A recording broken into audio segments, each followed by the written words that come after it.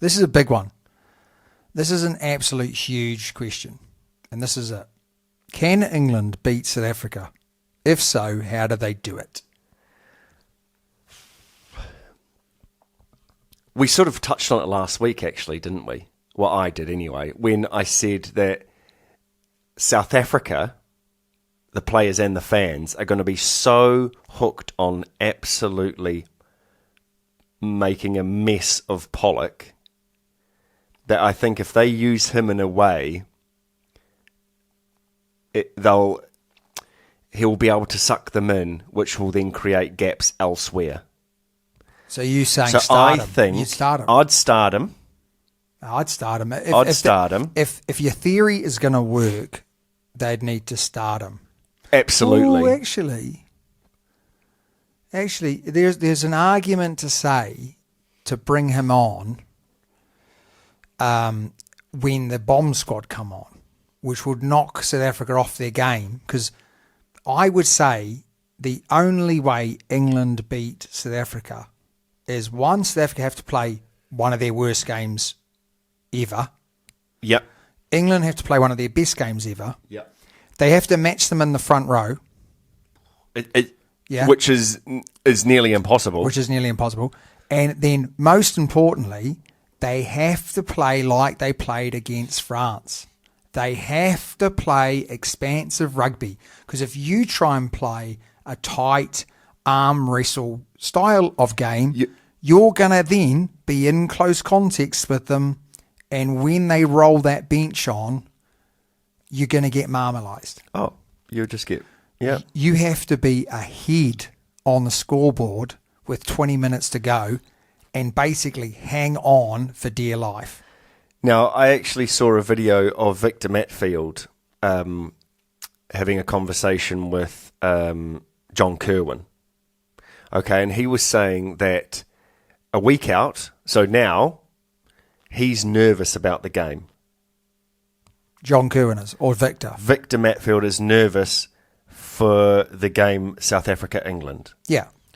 Now, he's nervous because he never normally gets nervous, apparently, but he now knows how it feels to be an All Black supporter. Yeah, pressure. You know, pressure of having the fans expecting you to win every single game. Yeah.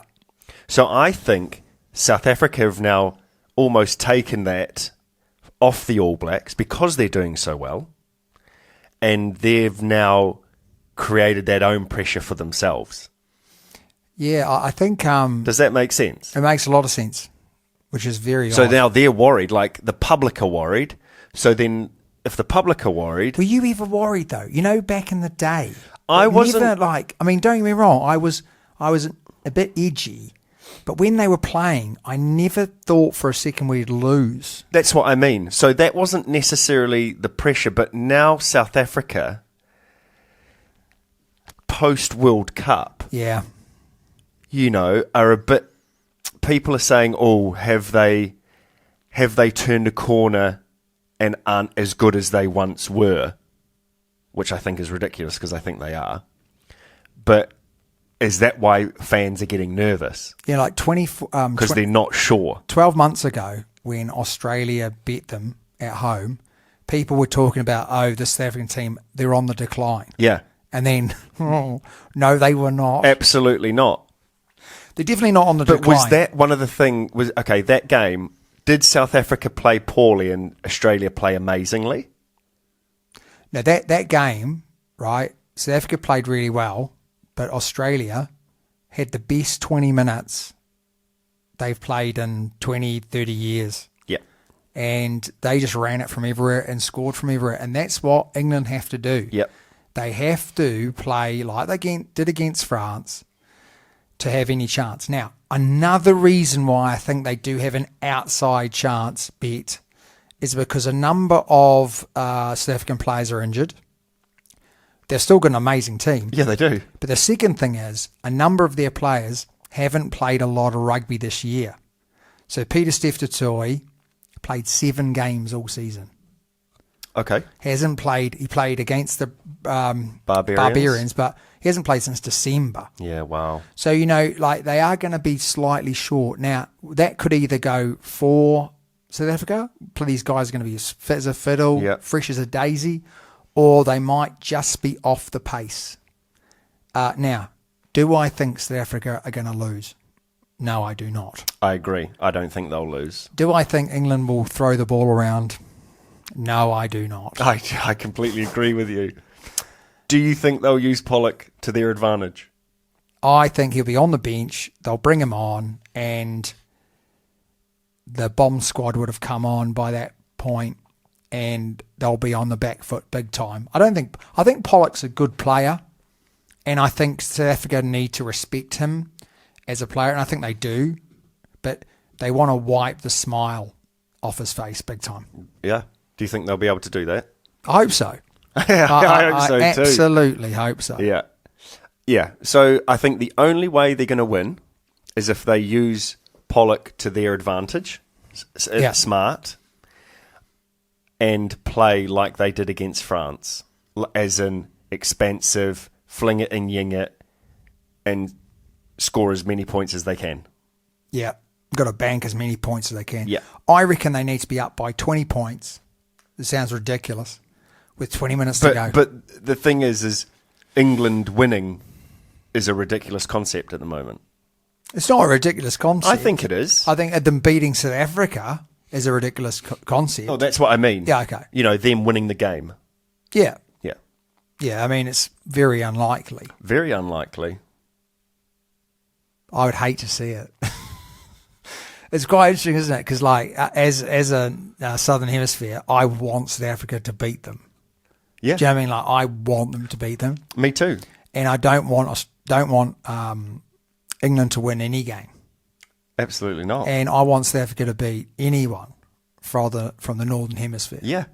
Right? This is why it's quite a fun concept, as in it is, especially this first round of games. Yeah, that wouldn't be the case, though. No one wants England to win apart from England. Do you know what I mean? You don't have Scotland going, oh, yeah, come on. This is England. That's a good question. Well, is it North versus South, or is it North-South versus England? That's actually a good shout, Yeah. isn't it? It's just everyone versus England. But, like, I want to see all the Southern Hemisphere teams beating the Northern Hemisphere teams. But then, when it gets down to the nitty-gritty, do you want to see a South Africa lose, so then we go top and we make the final? Oh, that's a good shout. Do you know what? If everyone wins their matches, it'll come down to points difference. Yeah, okay. I'm going to say this now. This is where this competition sucks. Is because I couldn't agree more. But what I would say is, would I want?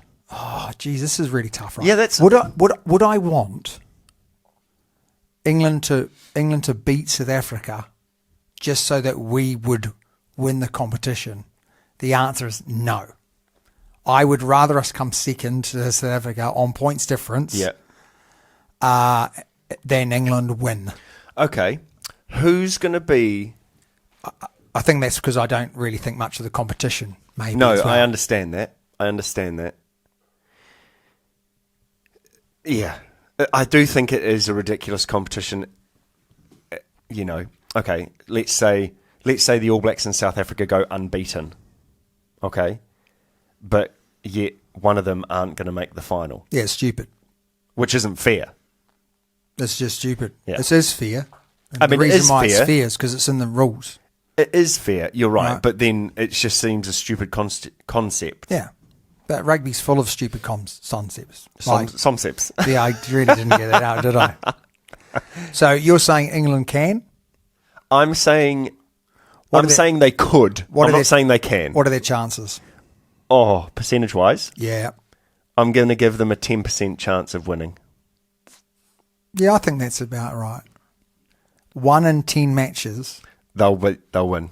Yeah. They haven't won Maybe not. in Durban. They haven't. Maybe not. No, maybe not that much. 5% chance. Yeah, 5%. They haven't won in Durban since 1960 odd. Maybe even less. But they've only played there a handful of times. Yeah, very true. Very true. All right, mate. Last question.